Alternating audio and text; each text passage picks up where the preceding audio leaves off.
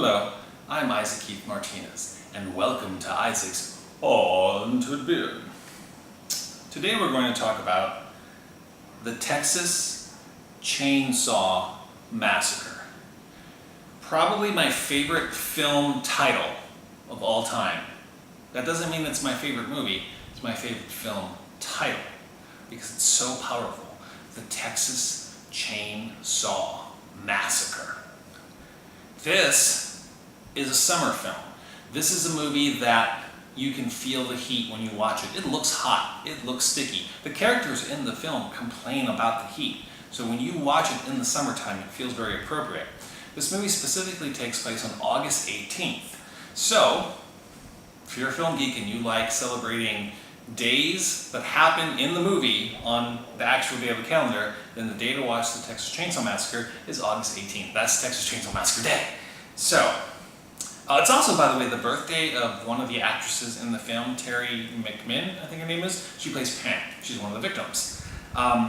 We know it's August 18th because this film starts with a crawl that leads you to believe that it's based on a true story, and I know that we've all discovered by now that it actually is not, which I think is brilliant. I love the idea of like a hoax, like trying to trick people into thinking that it's based on a true story.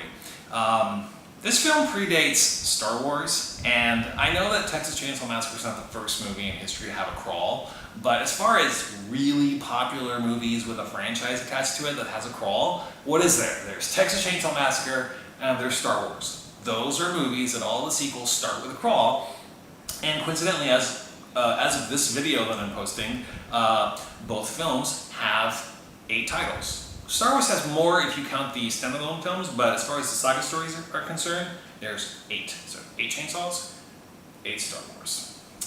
Now, I know that you've seen this movie, I know you know what this is about, but very lightly, let's go into the plot. It's a group of hippies that, okay, here's the thing. Am I the only guy who is slightly confused by the Chainsaw Massacre plot? Because here's where my confusion is.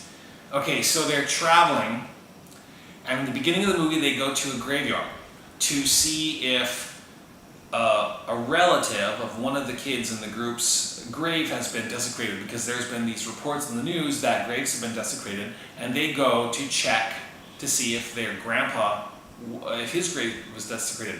Okay, so here's my confusion. What's the point of their trip? Was their point just to go to the graveyard to check? Because afterwards, they go to get gas, and there isn't any gas, so their intention is to return to the gas station later when they get gas, and in the meantime, they're going to go to the homestead of one of the kids' family members. I never when I was younger, I thought the whole point was that they were going to travel, they're on this excursion to go check out this place, this homestead, and that because they were already on the way, because they heard about the grave desecrations, they'd stop to see if it happened to their grandpa. But only recently did I start to get confused. What was the point? Was there going to go to the graveyard first, and then, okay, well, since the gas station doesn't have any gas, we'll go to the homestead and waste time? Because when you see the homestead, when they finally arrive, that place is a sty. If it was her intention to stay there, nothing about it feels like it's set up to host anyone. It doesn't feel like there's electricity, there's spiders all over the place, it doesn't feel like there's any furniture. It's confusing, and it doesn't really matter, does it? Because they die. They don't even have to worry about that kind of stuff, but that just makes me go, oh, I wonder. So, when I first saw this movie, I was a child, and it's funny, when I admit stuff like that now, it's only now that it feels weird. At the time it didn't feel weird, but now I look back at it and go, why? Why was I allowed to see these movies as a child? Bad parenting, I guess. And the title was so attractive to me that I was very impressed with the word massacre. And I still don't know how many people have to actually die for an event to be known as a massacre. But in my head, because I was a kid and I didn't know any better, and I have to admit as an adult, I still don't know the answer to that.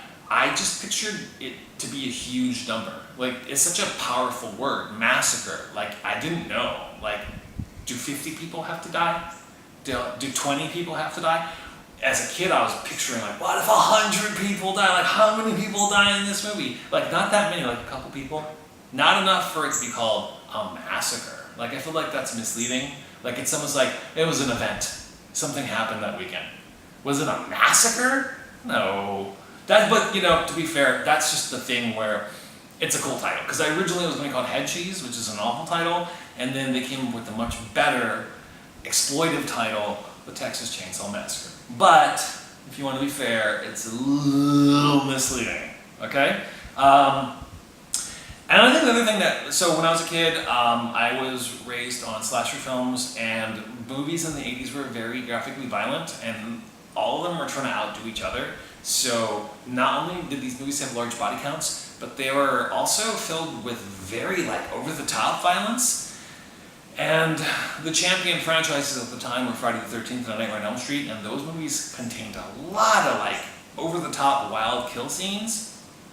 So that's what was in my head. Like, that's what you need to deliver in a movie for it to be a good movie. I've changed my mind since then, but as a child, you couldn't convince me otherwise. So when I saw The Texas Chainsaw Massacre, I was embarrassed to admit this, but I was disappointed. Like, it wasn't that violent.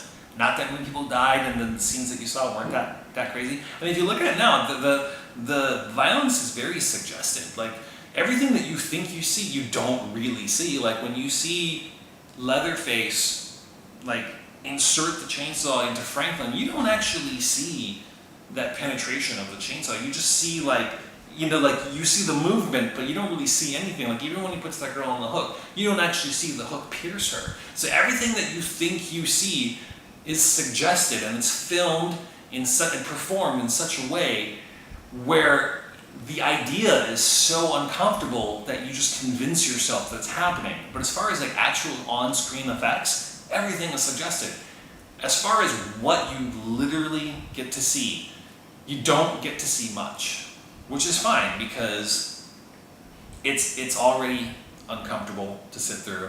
And to me, especially now, all these years later, it's more than a horror film. It's like an art film. So it transcends the violence that you need to see. So none of that matters. And yeah, it does feel like an art film, doesn't it?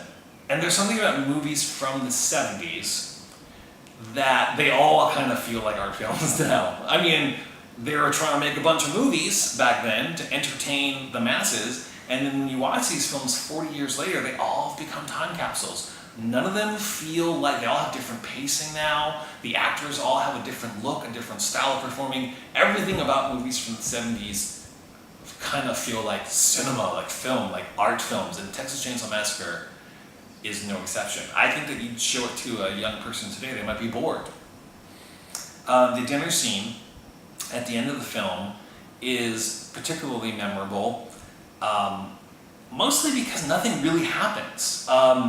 You have the family sitting together with this woman tied to the chair, screaming her head off while they're tormenting her, and at any given time, they could just end it on kill her. But they don't. They all seem to get a kick out of messing with her. And I think that is particularly disturbing. That you have this human being tied up that you intend to kill, but you choose not to. You choose to keep her alive so that her remaining moments on this earth are spent just going insane. And of course she escapes her situation, and she eventually escapes the entire family, because you see her in the back of that truck and you don't see what happens to her. And I would imagine that if that happened to me, like, how do you live the rest of your life remembering that day? Does that haunt your nightmares for the rest of your life? Like, I feel like that could drive you insane. So, this movie is followed by a bunch of sequels, and this franchise has very wonky continuity, with the exception of Part 2. Part 2, you can argue, is directly linked to Part 1, but outside of that, the sequels aren't linked. Once again, except for the remake and the sequel to the remake, which is a prequel. That one has a direct connection as well. But other than that, you have these, 8 films, and it's all about this family, but why does the family keep changing? To me, it never bothers me. In fact, I always accepted that the concept of the Texas Chainsaw Massacre was that it was like a backwoods legend. It was like urban folklore. It was like, so you have people telling the story over the years about this family of like these inbred hicks who will capture you, and one of them has a mask of human flesh on his face, and he's got a chainsaw, and he'll kill you, and they'll turn you into sausage, and like that just all sounds like lore. It all sounds like stories to tell around the campfire. I would imagine none of it's real. That the reason, because if it was, by now they would have captured these people, but they don't. And that's what keeps the story alive. That's how you can continue to tell the story over and over and over the years, by saying, oh, I heard that there's this family. And because you're hearing these stories from all these different people over the years, there's elements of the story that remain the same, but everyone tells the story a little bit differently. This film is 84 minutes long, and yet it feels longer. There's just something about the pacing and just the look of the film that just, and just the intensity of the film that makes it feel like an epic, and yet it's kind of a short movie. In an older episode of Isaac's Haunted Beard, I did a topic about my favorite film sequels. And in that list, I didn't include the Texas Chainsaw Massacre Part 2, and all this time later, it actually haunts me that I didn't mention that as one of my favorites, because the Texas Chainsaw Massacre Part 2 is one of my favorite sequels of all time. And I know I'm not talking about that movie right now, I'm talking about this movie, but I felt like this was a great opportunity to correct that wrong and say that I also really love that movie. And I actually love all the Texas Chainsaw Massacre movies. Along with Evil Dead 1 and 2, Texas Chainsaw 1 and 2 are the 2 Part 1s and 2s that I've seen the most in my life. And it's a great movie to watch in the summer, and it's a great movie to watch any time of the year, but especially in the summer when it's nice and hot and sticky. The Texas Chainsaw Massacre. Please, if you haven't already, subscribe to me here on YouTube, and you can keep up with me every day on Twitter if you follow me at Isaac's Haunted Bee. Thank you. Bye-bye.